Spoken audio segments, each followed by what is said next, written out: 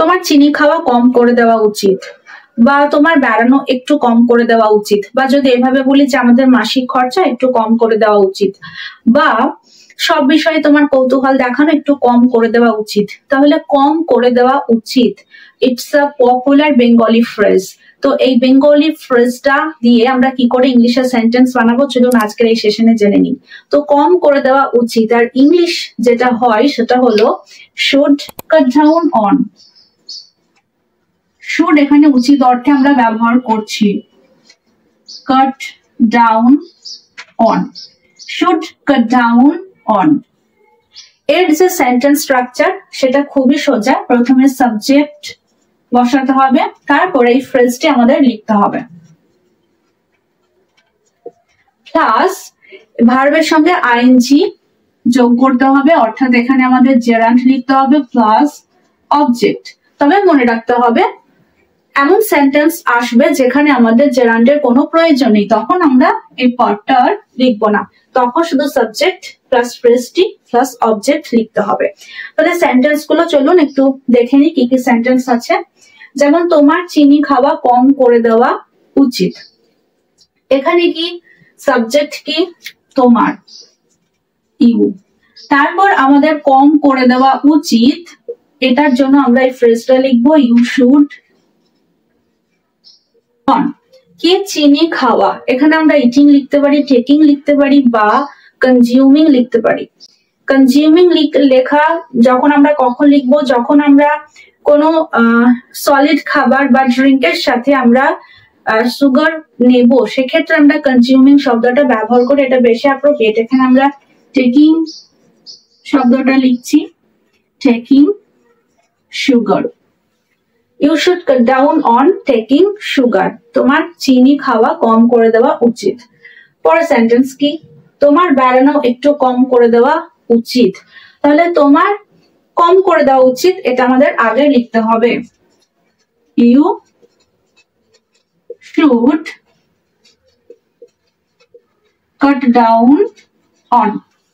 কি বেড়ানো, বেড়ানো কম করে দেওয়া উচিত, ওয়ান্ডারিং।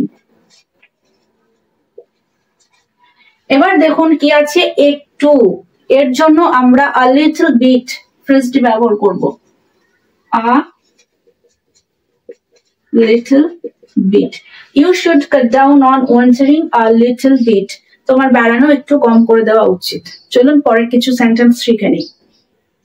পরের সেন্টেন্স গুলো কি আছে, তার সাথে দেখা করা তোমার কম করে দেওয়া উচিত। তাহলে তোমার সাবজেক্ট এখানে ইউ, তোমার কম করে দেওয়া উচিত সেই একই সেন্টেন্সের স্ট্রাকচার। কি কম করে দেওয়া উচিত, তার সাথে দেখা করা, মিটিং, মিটিং উইথ হিম অথবা হার।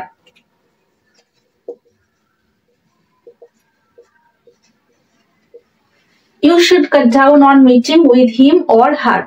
পরের সেন্টেন্সটা, আমাদের মাসিক খরচাটা একটু কম করে দেওয়া উচিত।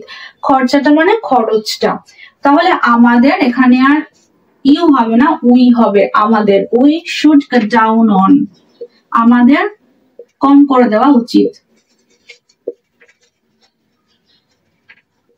We should cut down on কি মাসিক খরচাটা, মাসিক খরচটা। এখানে কিন্তু আর জারান্ড ব্যবহার করব না, সরাসরি অবজেক্টে চলে যাব, মাসিক খরচটা। We should cut down on আমাদের বলেছে, তাহলে এখানে আওয়ার লিখতে হবে, our monthly expenses. We should cut down on our monthly expenses. তারপরে দেখুন কি আছে একটু, একটু কম করে দেওয়া উচিত, তার জন্য আমরা এখানে কি ব্যবহার করব, a little bit. We should cut down on our monthly expenses a little bit. Last sentence, তোমার সব বিষয়ে কৌতূহল দেখানোটা কম করে দেওয়া উচিত। তাহলে একই সেন্টেন্স স্ট্রাকচার, তোমার সাবজেক্ট হবে you should cut down on. You should cut down on কি কি কম করে দেওয়া উচিত, না সব বিষয়ে কৌতূহল দেখানোটা, এটা কম করে দেওয়া উচিত। তাহলে তোমার কিউরিওসিটি, ইওর কিউরিওসিটি। অ্যাবাউট লিখতে হবে, অ্যাবাউট সব বিষয়ে, everything. You should cut down on your curiosity about everything. অর্থাৎ সব বিষয়ে তোমার কৌতূহল দেখানোটা কম করে দেওয়া উচিত। ফ্রেন্ডস, আজকের সেশনে আমরা শুড কাট ডাউন অন দিয়ে অনেক রকম সেন্টেন্স বানানো শিখলাম, এবং আপনারা দৈনন্দিন জীবনে কাউকে যদি উপদেশ দিতে চান কিছু কম করা, তাহলে এই ফ্রেজটি ব্যবহার করে দিতে পারেন ইংলিশে। তো দেখা হচ্ছে পরের সেশনে। আর এই সেশনটা যদি ভালো লাগে অবশ্যই লাইক করবেন, এবং যারা এখনো সাবস্ক্রাইব করেনি সাবস্ক্রাইব করবেন। সবাই ভালো থাকবেন, সুস্থ থাকবেন। Thank you.